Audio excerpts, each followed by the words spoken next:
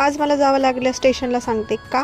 Good morning guys. तर सर्वात जास्त व्हिडिओ माझे असतात ह्या पोर्चमध्ये, कारण मागे तुम्ही बघू शकता व्हिडिओमध्ये माझ्या घरात बऱ्यापैकी अंधारच असतो, जास्त सूर्यप्रकाश येत नाही, म्हणून मग मी पोर्चमध्ये व्हिडिओची स्टार्टिंग करते.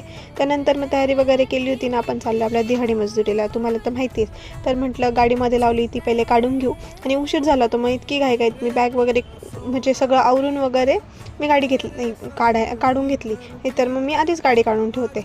मग इथे फिट चेक म्हणजे स्टोल वगैरे बांधून मग करणं तर इम्पॉर्टंटच आहे. त्यानंतर मग इथे पोचले दत्त मंदिरला सिग्नल लागलेला होता, आणि जेव्हा मला जायचं राहतं ना तेव्हा सिग्नल लागतो. आणि मी जेव्हा ऊन लागलं ना माझ्या तोंडाला तेव्हा मला लक्षात आलं मी सनस्क्रीन लावलेली नाही आहे. तर मध्ये गेले आणि ही स्पीड बघा किती स्लो आहे, कारण मग जाण्याची इच्छा नसते का महसूस होतं. इतकी स्लो स्पीडने इतकी हळूहळू गेले होते मी, आणि इथे मी टाईमपास चालू होतं. त्यानंतर मग सनस्क्रीन वगैरे लावली होती आणि दिवस सुरू केला. नंतर संध्याकाळी घेतलेला चहा.